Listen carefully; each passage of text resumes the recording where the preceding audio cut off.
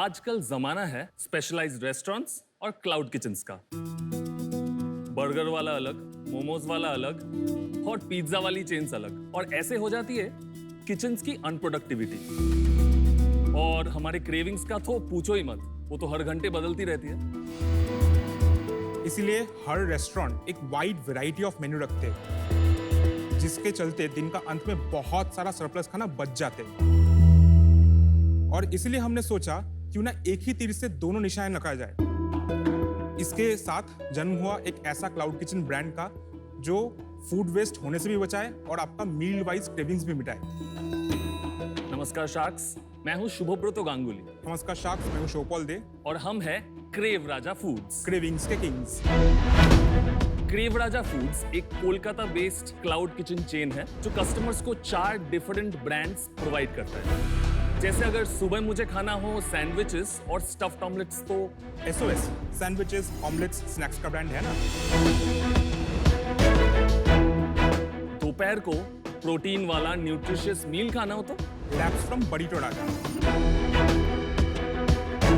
रात को IPL का मैच है और दोस्त लोग घर पे आए तो पार्टी के वक्त क्या खाएं? Half enough pizzas or chicken wings from Gusto Pizza. और अगर अपनी टीम जीत गई तो आफ्टर पार्टी में क्या खाएं? तो मंगवा लेंगे fried chicken from the Fry Raja. हमारे पास एक सेंट्रल किचन है जो सर्विस करते हैं 3 क्लाउड किचन्स को इन हब एंड स्पोक मॉडल। हमारा कॉन्सेप्ट सिंपल है, एक ही इंग्रेडिएंट से अलग अलग ब्रांड का खाना बनाना, ताकि वेस्टेज हो मिनिमम और कस्टमर सेटिस्फैक्शन हो मैक्सिमम। Very interesting. एक रेस्टोरेंट चेन आज 5 से 6% लूज करते ड्यू टू वेस्टेज, वहाँ पे हमारा वेस्टेज है सिर्फ 1 से 2%। हमारा विजन बड़ा और सिंपल है, इंडिया का लार्जेस्ट क्रेव वर्दी फूड सर्विस करने वाला क्लाउड किचन ब्रांड बनना। और अगले 1 साल में हम खोलना चाहते हैं 6 to 7 cloud kitchens with multiple brands in each of them. हमारा आस्क है 65 lakhs for 3% equity हंगर का बजाओ बाजा with crave Raja. So sharks, आपके लिए जल्दी से कुछ डिलीवरी मंगवाए। मंगाओ यार। डिलीवरी। सो अमन को मिला है फ्राइड चिकन, अनुपम को हमने दिया है विदाउट चीज हाँ जी। नवाबी चिकन टिक्का बुरीतो। अमित को हमने दिया है एक कॉर्न चीज मशरूम सैंडविच। नमिता को दिया है हमने एक हाफ एंड हाफ पिज्जा। सो एक हाफ है फंगी फॉरेस्ट, दूसरा हाफ पे फार्म फ्रेश डिलक्स। और पीयूष, हम तो आपका भी हाफ एंड हाफ पिज्जा है। एक हाफ में आपका पनीर टिक्का है और दूसरा हाफ में आपका कॉर्न और मशरूम है। मुझे बहुत बढ़िया लगा आपका ये टेस्ट, कॉर्न मशरूम खाना। Taste is nice, bro. Very nice. Thank you, thank you. Pizza is good.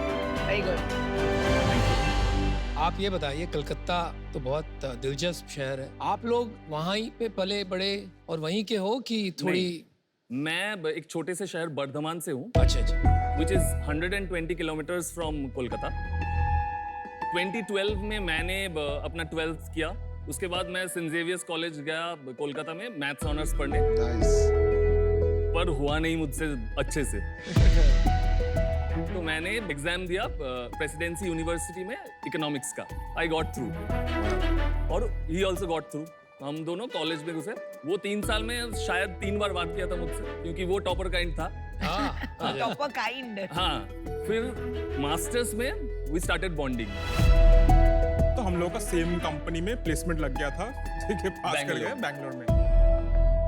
That is where we first saw कि एक स्टार्टअप फाउंडर कैसा बिहेव करता है, मतलब उनका इंटरेक्शन एंड एवरीथिंग बहुत क्लोज निट एक फैमिली जैसा था। आप उनसे इंस्पायर हुए जो आपके फाउंडर थे? क्योंकि हमको लगता था कि जिस भी ऑफिस में शायद काम करने जाएंगे वो हायरार्की बहुत स्ट्रिक्ट होगा, ठीक है, पर वो सिस्टम में पता चला कि फाउंडर्स भी जो है बहुत चिल हो सकता है, ठीक है। उसके बाद मैंने उसको बोला कि कुछ करते हैं, ऐसे बेंगलोर में आए, कुछ लेके जाते हैं। सो हम लोग सेक्टर्स ढूंढने लगे। We used to order from a place called box 8।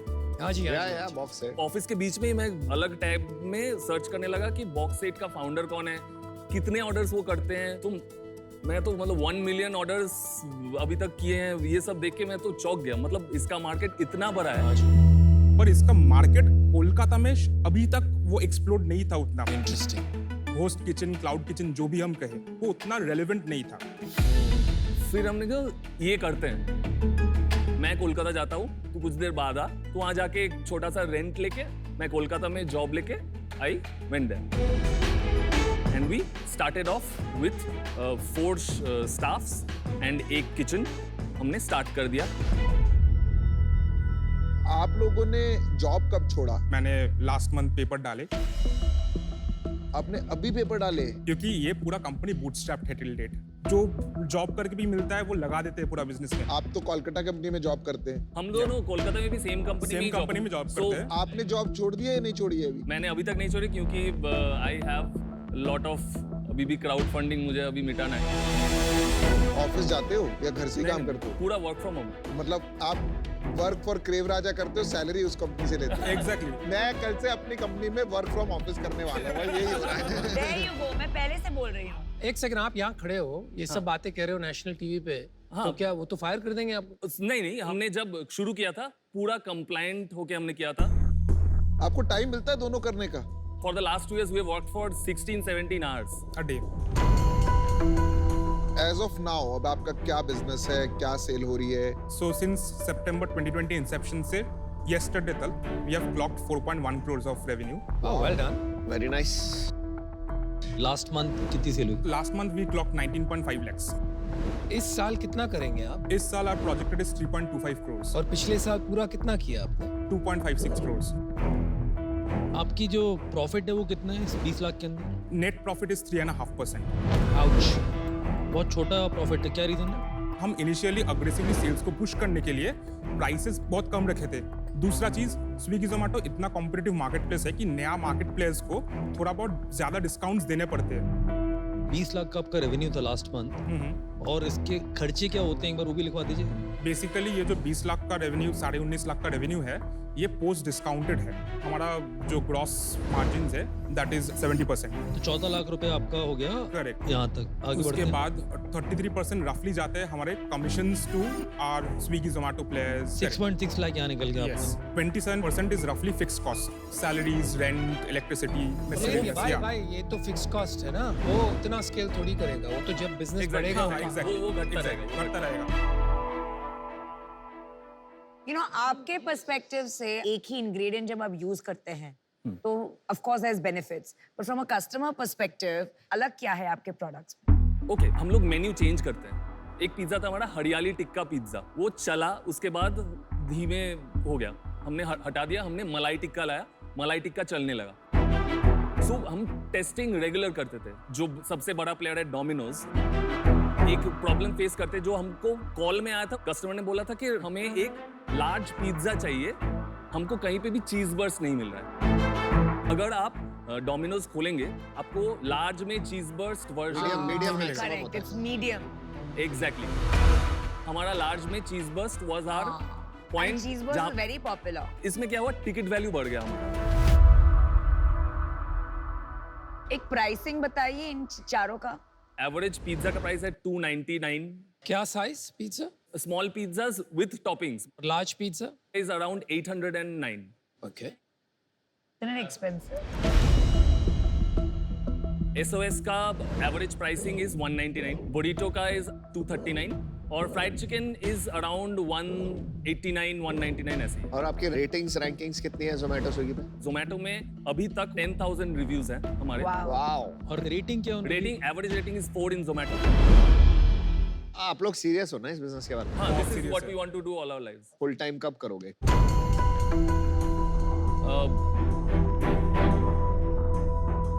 इसीलिए तो आए हैं यहाँ पर पैसे लेने और फंडिंग रेज Yes. करने, ताकि ये काम कर सके, है ना? Exactly. आप अगर ये फंडिंग मिलता है आज आप नौकरी छोड़ देंगे ना? एकदम। मैं अभी आउट हूँ। 2 रीजन है मेरे। एक तो आप लोग खुद ऑल इन नहीं हो। जब आप ऑल इन हो गए मतलब होता है कि आप लोग खुद फोकस करके यही काम करोगे। अभी उससे थोड़ा दूर हो आप लोग। और दूसरा, आपकी वैल्यूएशन जो आपने मांगी है स्ट्रेट आप 20 करोड़ के आसपास, वो भी मेरे को लग रहा है थोड़ी ज्यादा है, तो उसमें मैं नेगोशिएट ही नहीं कर पाऊंगा। अभी मैं आउट। आई थिंक टीम बहुत बढ़िया, आपके नंबर्स बहुत जबरदस्त हैं। मैं इससे बाहर हूँ क्योंकि मेरे इसमें कोई एक्सपर्टीज नहीं है। अगले 3 साल का प्रोजेक्शन बता सकते हो? क्या सोच रहे हो आप रेवेन्यू और प्रॉफिट? अगर हम 2 या 3 मेट्रो सिटीज में प्रेजेंट हो जाए तो हम लोग एटलीस्ट 15 to 20 करोड़ तक रेवेन्यू का प्रोजेक्शन लाते हैं। तो आप ज्योग्राफिकल एक्सपेंशन से ला सकते हो रेवेन्यू ज्यादा, Correct. Vertical And- depth in the city से नहीं ला सकते। वो भी ला सकते हैं। तो आपने स्ट्रैटेजी क्या बनाई है? हमारे पास अभी 3 किचन है कोलकाता में, वो ऑलमोस्ट 70 to 80% शहर कवर कर रहे हैं।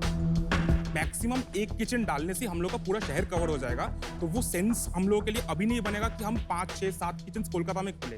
तो इसलिए इंपॉर्टेंट है कि जोग्राफिकल डाइवर्सिफिकेशन के थ्रू भी हम अपना रेवेन्यू बढ़ाने की सोचे। फूड जो है बहुत क्लटर्ड मार्केट है और मुझे आपके प्रोडक्ट्स में सचमुच ऐसा कोई डिफरेंशिएटर लगा नहीं, and for that reason I am out. मुझे लग रहा है कि ये जो आप कहानी रच रहे हो बहुत गलत है। इंडिया में सबसे बड़ा क्लाउड किचन ब्रांड कौन सा है? Rebel foods. यही गलत काम। Domino's is the largest cloud kitchen brand in India, और आप जानते हो पैसे बर्न नहीं करता है। वो कितने पैसे कमाता है आपको आइडिया है? आपको पता ही नहीं कितने पैसे कमाता है। आप इस धंधे में घुस गए, जो शेयर है इस धंधे का उसी को नहीं समझ पाया। उसकी सेल है ओवर 2,500 करोड़, 700,000 करोड़ के आसपास उसका प्रॉफिट है। बाकी सब प्लेयर्स कर रहे हैं लॉस, वो इसलिए कर रहे हैं क्योंकि उनके पास मार्केट पुल है ही नहीं। डोमिनोज को नाम से बिकता है because of the power of the brand. तो आप वही चक्कर में फंस रहे हो जो ये सब ऑलरेडी फंस चुके हैं। फर्क इतना है कि आपके पास पैसे नहीं, तो आपकी तो हालत और खराब हो। अगर सच में ये काम करना है, 1-2 ब्रांड खड़ा कीजिए जिसमें स्ट्रॉन्ग कस्टमर पुल। तब तक के लिए this is not a business. इस वजह से मैं आउट हूं। All the best. अब मैं ही बचाऊं केवल। क्लाउड किचन बिजनेस होता है और ग्लोबली प्रूवन है। मेरा उस पे अनुभव से असहमत है। डोमिनोज वाला बिजनेस थोड़ा रिटेल साइड का बिजनेस जाता है, ये बहुत डिफरेंट बिजनेस है, तो दोनों को कंपेयर करना मेरे व्यू में ठीक नहीं है। जहाँ मैं अटका हूँ आके कि आपके प्रोजेक्शन पूछे मैंने आपसे तो काफी डोल मोल आंसर मिला, कोई ऑब्जेक्टिविटी नहीं है। मेरा व्यू ये है कि आप लोग इसमें फुल टाइम लगो, जॉब की चिंता मत करो, फंडिंग हो रही है नहीं हो रही, अपने आप पानी में कूदोगे तैरना आ जाएगा। अभी वो डेप्थ इसलिए मिसिंग लग रही है मेरे को। आज मैं इस रीजन से आउट होना चाहूंगा, पर मेरे ओवरऑल पिच में बहुत मजा आ रहा था। मुझे लग रहा था कि मैं डालूंगा पैसा, बट जब तक ऑब्जेक्टिविटी नहीं आती ना प्लान की, मेरे को मजा नहीं आता। आज के लिए बाहर हूँ, but I wish you all the best. Thank you guys, bye, all the best, see you. Thank you.